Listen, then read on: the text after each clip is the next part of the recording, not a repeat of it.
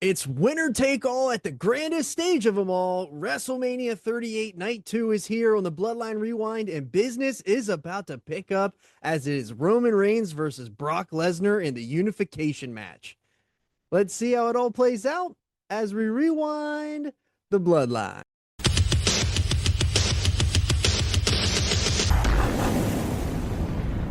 Welcome back to the Bloodline Rewind. I'm your host, Johnny Bakeshow. My co-host, Teddy Mongoose, is in here with us today as this is part 65. If you missed last week's episode, we covered night one with Cody Rhodes debuting against Seth Rollins and Stone Cold closing the show in dramatic fashion. So, if you're new here, hit that subscribe button. It's the best way to support the channel, and it keeps you in the know for when we drop daily Bloodline content every single day. So before we hop in here for WrestleMania, again, it is the biggest show of the year. We cover the show in its entirety.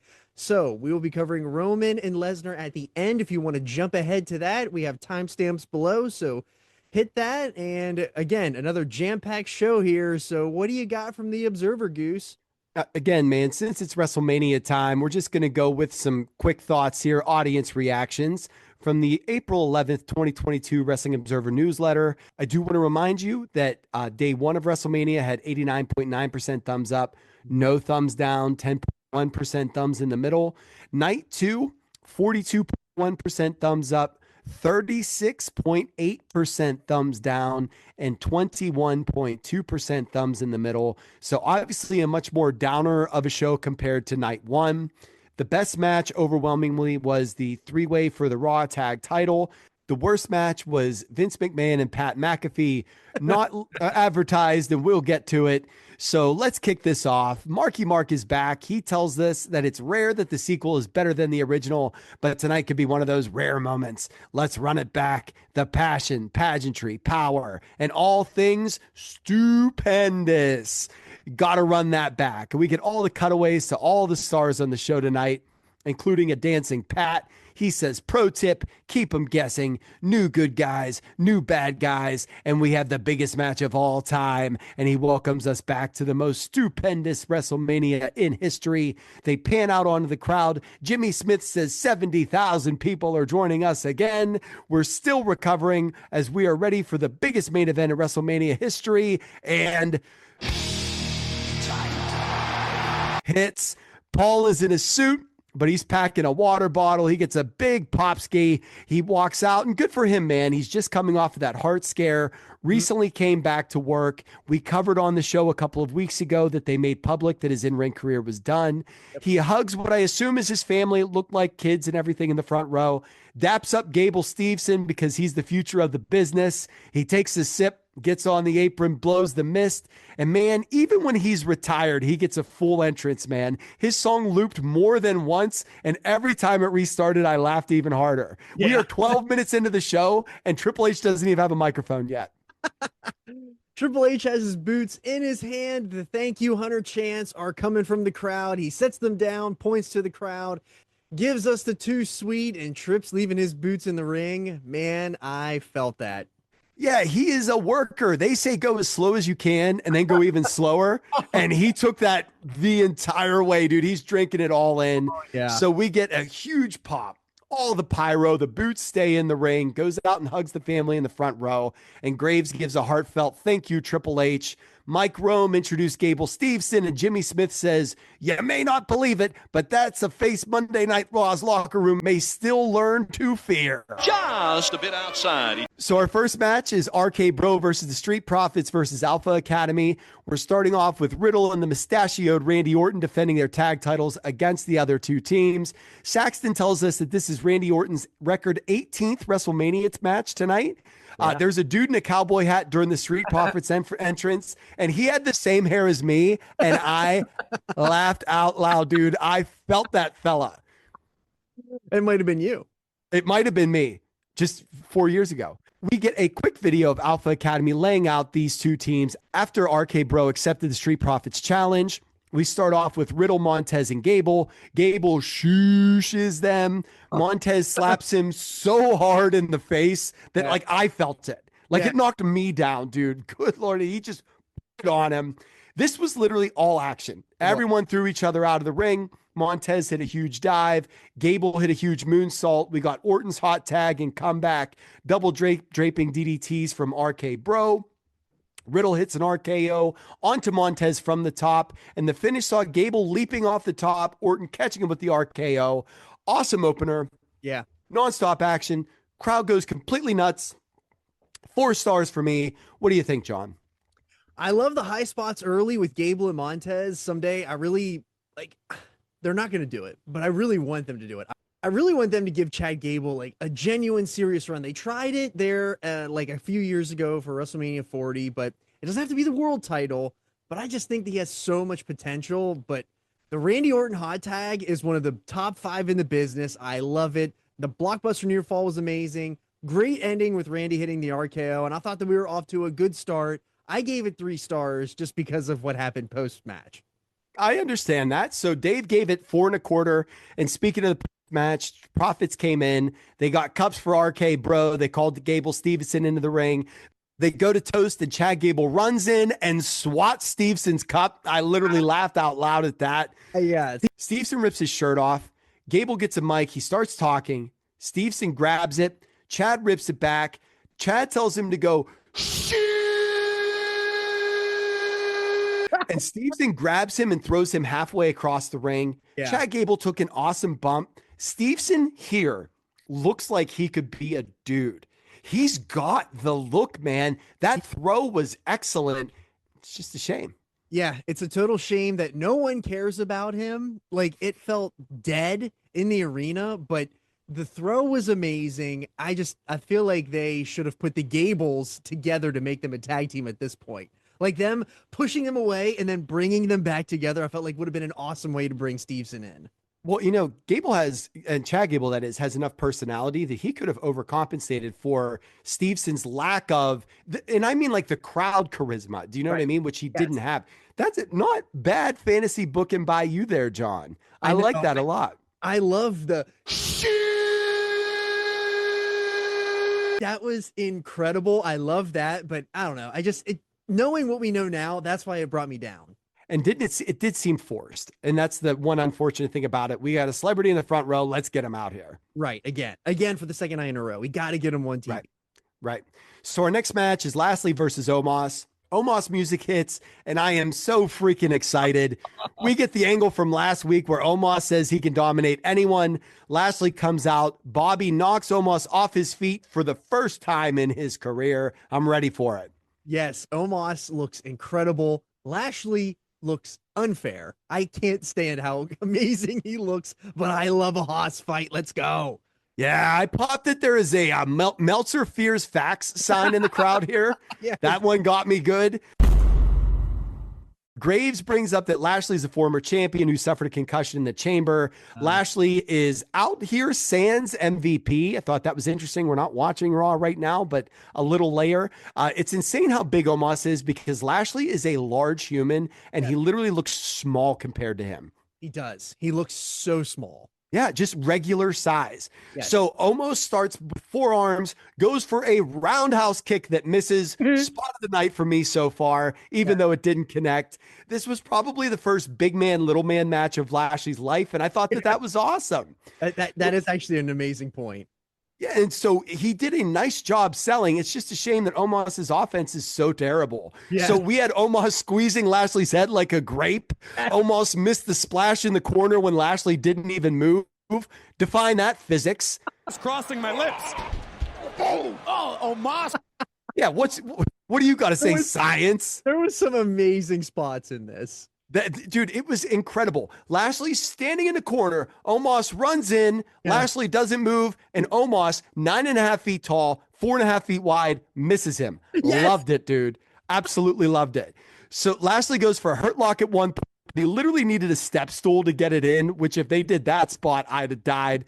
We had some bear hugs by Omos, and our finish saw Lashley hit a snap suplex, a spear, and a pin.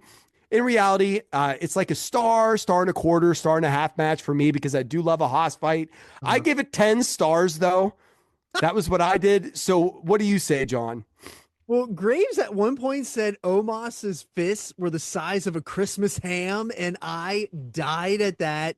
And the spear to the kidneys was incredible. incredible. I loved it. Lashley chopping down a tree was cool. It made it feel Omos was like so much bigger than he really was, even though he's already enormous the way that we already said it. I thought this was another great match, and I gave it another 3 stars.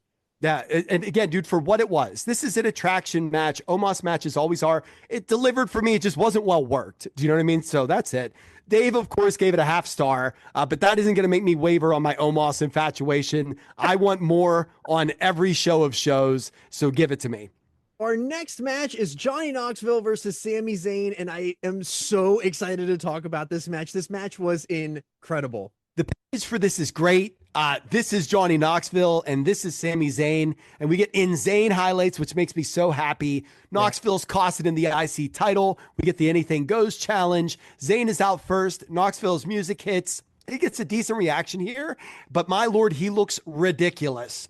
So bad. And Cole tells us Tremaine, Dark Shark, and Jasper are looking on.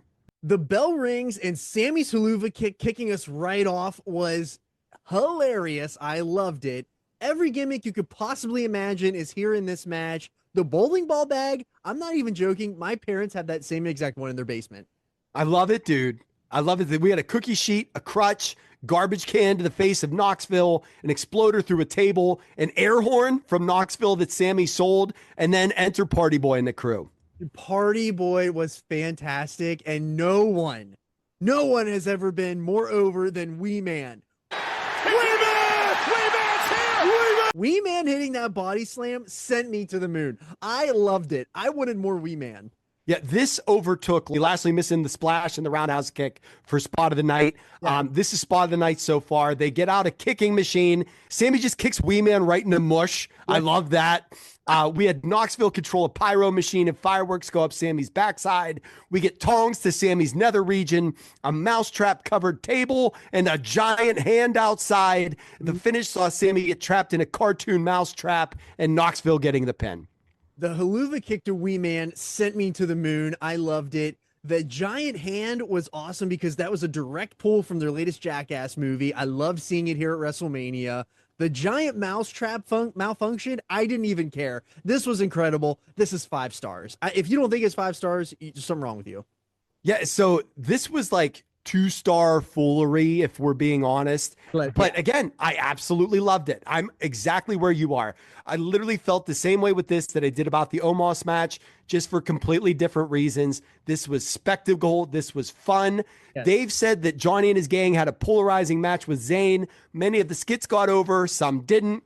Wee Man tore the house down. Zayn was tremendous. Some of it had the best match on the show. Many had it as the worst, and he gave it no rating. Bruh. Of course he wouldn't. Yeah, a little too highfalutin. So next up is our 4-way women's tag team championship match. And just like, I've never wanted someone off of my screen more than Carmella and Graves. I hate them both. I can't stand them. All Carmella brings to the table is a ton of screaming that is beyond annoying, and Graves with the whole bride thing. Hated it. I skipped it. All right, so I got it because I watched it. So this match had Shayna, Natty, Liv and Rhea, Sasha and Naomi challenging Zelina and Carmella. Carmella put the face mask on, and she looks so ridiculous, dude. She looks like a Jabberwocky from that dancing show. Yes. Rhea calls her in. Carmella immediately tags in Sasha. They start in a test of strength, which I laughed out loud at. We then get dives to the outside by Liv and Sasha. Carmella hit a Frankensteiner onto Rhea from the top rope. Heat on Liv for a while. Huge Tower of Doom spot. I always do love me a Tower of Doom. A big near fall on Naomi when Carmella hits a super kick. Zelina hit a knee and Carmella hit another super kick. Finish here had Sasha and Naomi hitting the Codebreaker Glam Slam combo, which is a really cool tag team finish. Yeah. They get the pin. Sasha's crying. We have new tag team champs. I actually gave this 3 stars just because everybody worked hard. It was a dead match coming in. There wasn't a lot of heat for the storyline itself, but for what it was, I had no problems. Dave gave it 2.5. So let's move on. So the thing that I loved after this match was they showed 2 former Cowboys in the front row with Zeke Elliott and Micah Parsons. But next up is Edge versus AJ Styles, and this felt like the first WrestleMania match of the night. Yeah, the video package is Edge's heel turn on AJ, saying he doesn't have the aptitude or whatever since he's come back. He hits the concerto on AJ. Edge's voice is putting himself over. We then get AJ saying that he's going to give Edge a beating he'll never forget. We finish with Edge in a suit, sitting with the scales of justice. He puts a little skull on it and says, "Your judgment is sealed." And when AJ came out, I noticed he is so much smaller here than he is now. I did really, like that was slapped me in the face. Yes. Speaking of slapped in the face, AJ comes out to the ring bleeding from the face. Yes. Yes. So I'm like, what in the world happened? I go and look. He busted his face on the set while he was walking out. His hood was over his eyes. Didn't see it. There is Twitter video, YouTube shorts, whatever, of him getting cranked in the eye. So that's why he's so irritated walking out, just pouring blood from his cheek. Edge has heel music. You think you knew me? You never did. He comes out in some dinner chair surrounded by fire, and Jimmy Smith tells us that we haven't seen heel Edge in the ring yet, which I thought was pretty cool. Yes, these guys got after it, but I've never watched a match where it felt like every move that both dudes were doing, there was just so much ooh and ah, like it was the Unk Bowl. I loved it. There was a ton of great ring psychology in this match. I really enjoyed it. Yeah, it was slow to start and slow in spots, but I thought these guys would tear the house down. They didn't, but I loved how they worked AJ's ribs from a missed 450 and then his shoulder, which he dislocated in the Rumble because of Edge after Edge hit a shoulder breaker onto him. So Edge is working the ribs and shoulders. AJ would fire up and like we hit a torture rack bomb with one arm. He hit the Pele kick, goes for the calf crusher. Edge gets him into a label lock. Edge hits a slingshot power bomb. And after that, these guys are selling like they are on fumes. Loved it. Yes, AJ then gives Edge a suplex onto the apron that I thought Edge was dead after that. That was rough. Oh, it looked so bad. So we had a huge near fall sequence with forearm. Then the Styles Clash was excellent. The mid spear to the phenomenal forearm was awesome. And we have a new group of the Judgment Day moving forward. I had 4 1/4. And there's one thing that I have to note here because I have seen Damian Priest walking around the WrestleMania Superstore whenever I was there. He is a enormous man, huge. And him and Edge are standing level with each other. Edge, I didn't realize how big Edge actually really is. Yeah, sneaky tall. Not quite Billy Gunn, but you're right about that. And that's a really good observation because Priest plays a giant. Yes. And Edge doesn't, you know? Right. That's just so crazy. When they were standing there and they were of equal height, I was like, holy cow, Edge is way bigger than I thought he was. Yep. 4 stars for me. I thought this was great. AJ did a lot of selling, but I like why.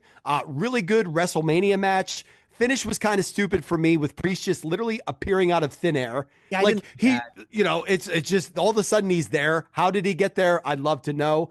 The post match, like you said, Priest comes into the ring. He and Edge kneel together, smile at each other. They're now aligned. Dave gave it 3 3/4. He was actually kind about the finish because he said that there's actual direction coming out of it. Okay, and I can't disagree there. But just another distraction finish. They announced 78,453 in attendance for night 2. Next up is the Brawling Brutes versus the New Day. This match was cut from the night before, so we get it now. The New Day's out wearing Big E style tights and the jacket. Cole tells us that their gear is the same color scheme from when Big E won the title, so that's really cool. Start off with Ridge and Sheamus just wailing on the New Day before they even get their gear off. And then Butch just starts throwing jackets around. Holland wants them to ring the bell. They do. Kofi hits the Trouble in Paradise right away, and Butch is just ridiculous, man. Sheamus has to carry him around like a crazy little Yorkie, and it's really, really eye-rollish here. The New Day pull the strap down. Kofi gets bro kicked outside. Butch distracts the refs. Woods eats one too. Holland then picks up Woods, slams him down, and this one is over. 1 star for me. Butch tries to rip Xavier's cheek off of his face, but the Brutes calm him down. This was ridiculous. Well, it was good to see the New Day out there because of everything that happened with Big E. But I hated that they lost. Why would they do that? They just kick them while they're down. Get out of there, brother. Yeah. Heat. Or heat. Jeez, I gave it 1.5 just being generous. Yep. Dave gave it 3/4 of a star. We get the announcement that Roman has held the championship for 581 days. Will it end tonight? We get the Hall of Fame graphic. The Undertaker is out to get his flowers from the audience. And now it is time for Pat McAfee versus Austin Theory. Pat's video for this was really cool for how much he always wanted to be a wrestler. And then him showing him in the crowd, his training videos, really good stuff. And then we get no chance. That's what you've got. McMahon comes out, introduces us to a future WWE champion, Austin Theory. And what I can say is, 4 years later, they're still trying. So good on them. Are trying hard as hell still. Yep. Theory takes a selfie with Vince, and Vince just loves it, dude. He has to love this. Oh, yeah. Got a picture with me, pal. Post it. So Pat is coming down to Seven Nation Army, which I thought was pretty sick. Sometimes I hate how much I love Pat. Yeah, with the cowboy cheerleaders escorting him to the ring, too. Yes. He punts the ball into the crowd. The dude is a showman. Like Logan Paul, he has no business being this good as a celeb, but credit to both of them. They put work in, man. Pat had shine to start. He gets cut off. We get big McAfee chants outside. He is not my jam, but I know why he's here. He's over like Rover here, man. He throws Theory to the outside. Theory's head wraps off the announce table. Pat gets on the microphone and says, Tim and Sally McAfee watching their kids beat up a D-bag. I laughed at that. Pat climbs to the top. He drinks in the reaction, goes for the swanton. It looked beautiful, but he missed. He hits a standing moonsault from the top, jumps from the top, hits a superplex, and then gets a near fall. Awesome spot. Theory goes for A-Town down. Pat reverses and rolls him up. 1, 2, 3. Pat wins. Crowd goes nuts. This, again, was very WrestleMania worthy. 3.5 for me. Yes, Pat was excellent in this match. That Hurricane Rana just running and jumping up into it was excellent. The crowd popping for the superplex was great. I love that Pat won with a roll up. The match was pretty good. It's 3 stars is what I'm giving it, but it's the post match that just made this into a 5-star segment. So speaking of, Pat starts John and McMahon. He teases taking off the suit coat. He finally does, and he does get a huge pop for this. Yes. Vince rips the button off. He gets a ref in the ring. Michael Cole doesn't understand why, but literally all of us do. Yes, literally. Sometimes I just want to choke him. Yeah, the greatest of all time, they say. They say, man, they're wrong. So Vince's facial expressions is being the same the entire time is like he's not human, and it's freaking me out a little bit. But him strutting around in that black beater is so bad. It looks so bad here. This felt like it was taking forever. And how much punishment do we got to deal to Pat before it's too much? Yeah, dude, he just ran into some bad lariats. He had to sell for this very old man. He had to do it. What was he going to do? Not sell it? Exactly. Oh, I'll grant your dreams, but you're putting me over. Yeah. You know what I mean? Yes. Just rotten man. So Vince throws Pat into the turnbuckle, and here again, he just looks so old.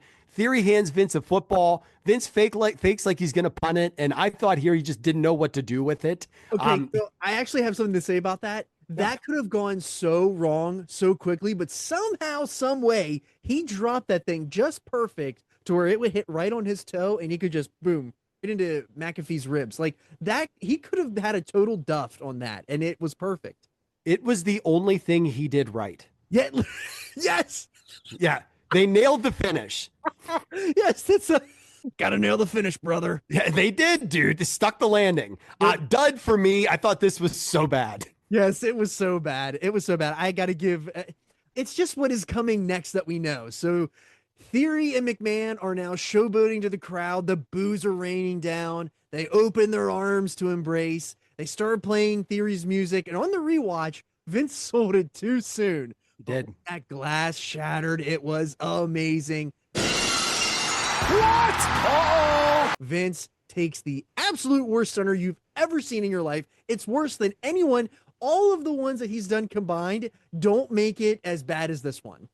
And Austin just broke into laughter. Yes. What's he care, dude? He had a killer match last night. Right. Vince sold the kick too hard, fell back into the ropes. Austin couldn't pull him back in. Yeah. So Dave said McAfee was tremendous. He made the angle with Theory good on SmackDown. His live match got over as well as anything on the show. And McMahon beat Pat McAfee in probably the single worst match in WrestleMania history immediately after beating Austin Theory. The idea was for McMahon to build heat for Austin stunning him. The idea sounded good on paper. At Vince's age, 76, not a good idea. As a result, quote, the stunner was the worst in history, and the only thing you can say is it was so preposterously bad, it was like it's in its own way entertaining, the way watching the worst match of the year can be, end quote. He gave McAfee in theory 3 3/4, and Vince and McAfee -2 stars.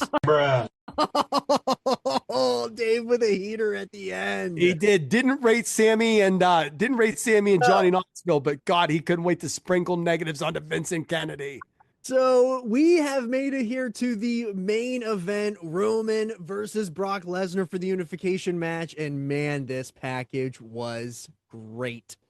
Yeah, they gave us the whole rundown. Paul aligning with Brock, the double cross, the MSG blood angle, Brock killing security geeks, the forklift, all of it. And it is time to unify some titles.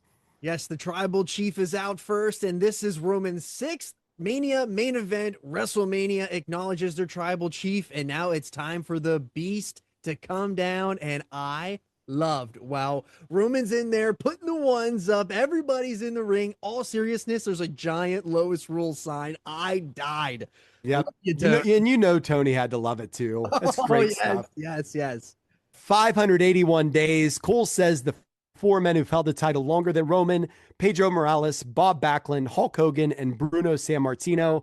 Cole puts it over as the biggest match in WWE history. And here I am laughing out loud because there's 22 minutes of show left and Brock isn't even in the ring yet. I saw that and I started laughing immediately. What could they possibly do in 18 minutes we haven't seen before? Yep. Get ready for a car crash because it's coming. Brock is a 10-time champion. 7 times he's held the WWE title. And we are told for the first time in a long time that Roman hasn't been pinned or submitted since December 2019, over 2 years.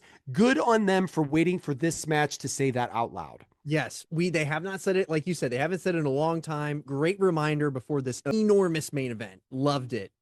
But Paul intros Roman, Brock intros himself, which was hilarious, and it is go time. The crowd is going wild as the bell rings. Yeah, the crowd is super into chanting along with the Brock Lesnar here, so this really felt main event.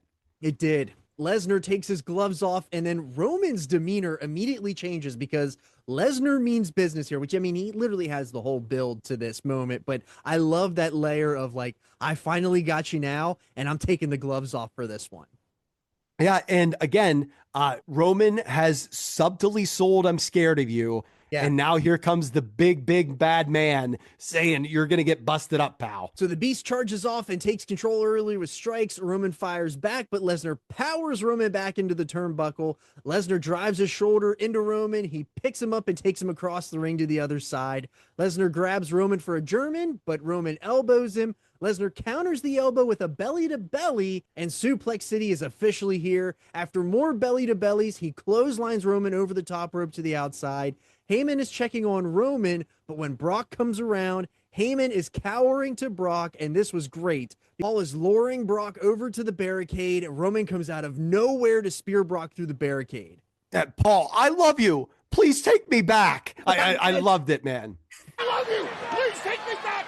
It was all Roman's. So the ref is now counting out Brock. He gets back in at the count of 9. Roman lands a spear for a near fall, and now he's going for the Superman punch. He lands it, and the crowd is now booing as he goes for another. Lesnar gets back on his feet, and he is smiling, and Roman cannot believe it. Roman goes for another, but Lesnar catches him, and it's Suplex City time again. Yeah, Brock gives him a German and another and another and another and another. I believe we're at 7 or 8 total suplexes in the match so far by the end of that sequence. Yes, and Roman is able to land another Superman punch. Brock is able to get back up. Roman goes for the spear, but he runs right into an F5 for a huge near fall. Brock gets Roman up for another, but Roman rakes his eyes. He pushes Brock into the ref in the corner. He lands a spear on Brock, taking out the ref. And once I saw the ref taken out, I just popped because here we go for the next 2 years. Yeah, they teased the first one, and I actually loved that it didn't happen, but then they just couldn't help themselves. No, they couldn't. Build you up and then break you down. Yes, and now this is the perfect opportunity. Roman low-blows Brock. Heyman hands him the belt. He hits Brock's skull, and somehow Brock kicks out. Roman hits like a back spear onto Brock, like into his kidneys, and he's able to grab the ropes at the pin. I felt like that was a little weird, as like they didn't set it up quite right, but Brock was right there, so he just grabbed the rope. Well, the weirdest thing was this was the second back spear of this show. Yeah. And they were both terrible. Yeah. Like they weren't any good. No. Yeah. Scrap that from the moveset. So Roman hits another spear, but Lesnar grabs him into the Kimura, and the crowd is literally coming unglued for this. Roman is reaching for the ropes. You see the subtle Paul pushing the rope into Roman's hand, and the ref clearly saw it, didn't call it. Roman is saying that his shoulder is out. I love that Brock was so purple here doing it, and he's the guy doing the move that Corey Graves had to acknowledge his purpleness. Yes, he was literally, that was such a great, oh my gosh, that's such a great point here. So Brock has Roman up for the F5. Roman slips out. He lands the spear and is now your unified world champion. We've seen this match a lot, and we're going to see it again. But this was a great end to a pretty good WrestleMania, I thought. I gave it 4 stars. I really enjoyed it for what it was. I did not love how they went to the finish. It just sort of seemed out of nowhere. There was that great drama with Roman and the Kimura, and then it was just a spear and we're done. So because of that, 3 3/4 of a star for me. Dave said, quote, in a match promoted as the biggest main event in WrestleMania history, Roman became the undisputed champion by beating Brock Lesnar. The win was clean, no distraction, interference, using a spear. Dave, end quote. Dave notes that the match was the, quote, big move Brock match, which Roman has been doing more of, which is a Paul Heyman trademark. We've said it on this show for episodes and episodes and episodes here when it comes to pay-per-view main events. Yep.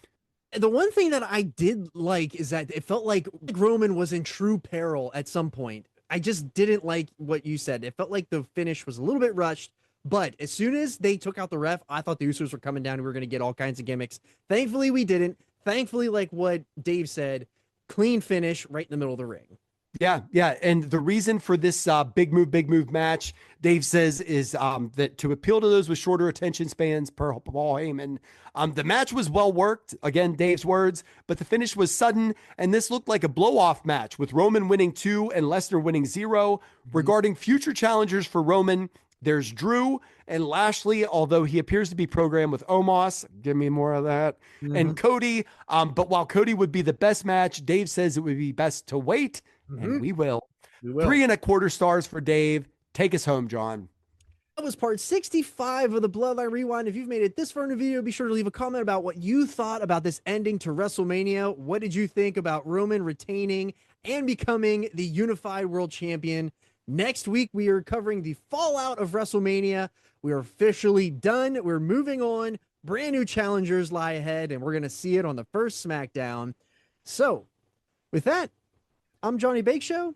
I'm Teddy Mongoose. And we just called it in the ring.